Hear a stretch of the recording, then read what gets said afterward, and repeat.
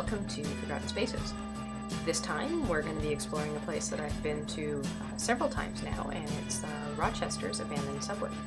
Many of you probably don't know that Rochester even had a subway, but like many of the United States larger cities, Rochester decided that they wanted to put together a subway system to help its citizens get around town, get to the suburbs, get to their jobs. So in 1900, they decided to reroute the Erie Canal to bypass downtown. And in 1919, they bought that land, and what they did is they turned the roof of the abandoned canal to serve as the roof of this tunnel that would be there, and it is now what is now known as Broad Street. And if you've ever been to Rochester, that is where the fantastic Dinosaur Barbecue is located. Now, originally, the subway itself was quite long, and it wasn't the type of subway that you might be used to from wherever you might live, where everything is underground. Having lived in Boston myself, I'm used to also an above ground and below ground type of subway, and that's what Rochester had, where at both extremes, from north to south, the subway started above ground, and when it hit where the Genesee River is, it would go into tunnels and it would go below ground, but that was only a very small portion from the Main and Oak Station at the north end to Court Street Station at the south end on either side of the river. That is the only portion that remains today that you can see and explore, but it's still a really, really long stretch, especially when you're walking through it. And it's just a treasure trove for photographers to go in there. Now, it's not very hard to explore it right now, and it's divided up into several distinct sections, each of them with their own pros and cons and really interesting things to photograph. So why don't we go and start our exploration of the Rochester subway.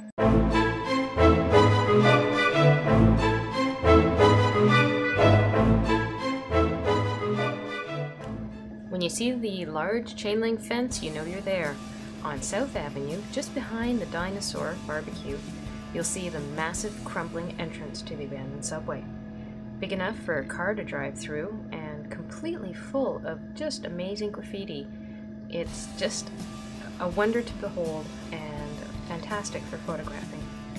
You'll notice off to the right when you go in there a small structure that has been home to many people, but unfortunately since the last time I've been there, some bad things have happened to it. Used to be whole, but now it looks like it's been through a really bad fire and has fallen apart. Such a shame.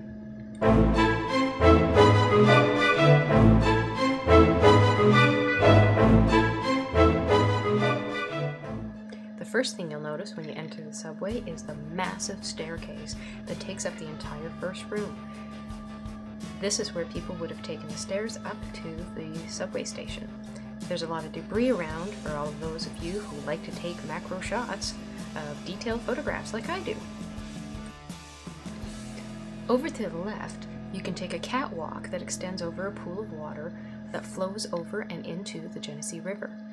This is what remains of the Johnson and Seymour mill race, which was constructed in 1817, and this used to produce energy from the Genesee River to power the local mills. And then just under the Rundle Memorial Library is what I like to call the Baba Yaga House.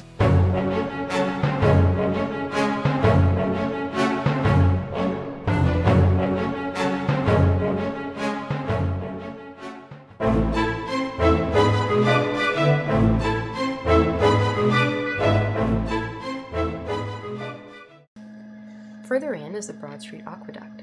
This long tunnel, with all its natural light, is the perfect venue for graffiti artists to showcase their creativity. As the artwork changes all the time, photographers need to come back often in order to see all the beautiful art that's available.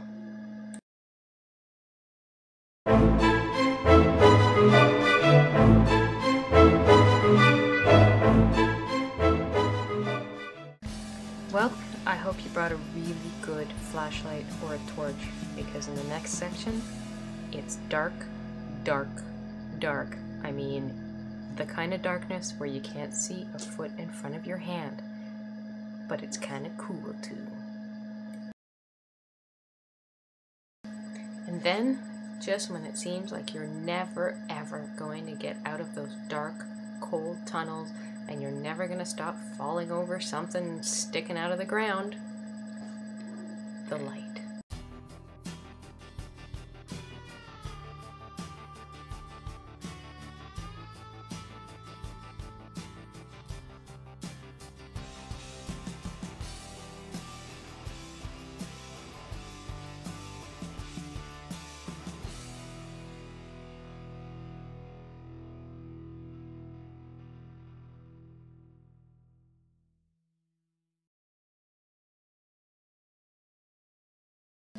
And then right back into the darkness we go again.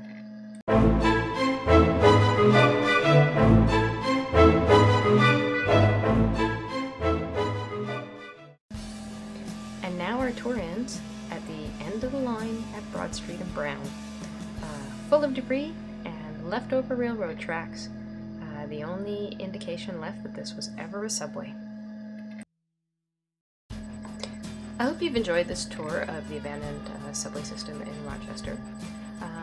There's a lot of controversy about what they're going to do with this huge chunk of prime real estate right in downtown Rochester.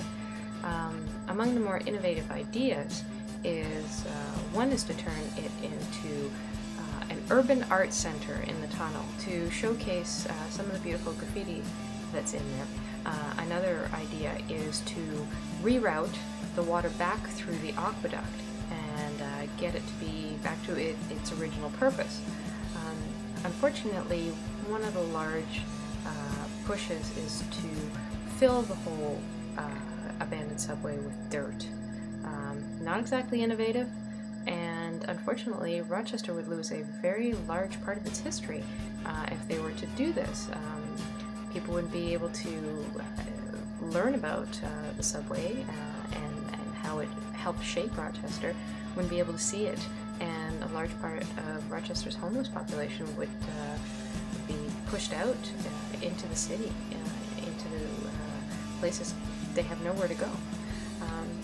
So let's hope they find some more innovative ways to deal with the issue of this large abandoned building.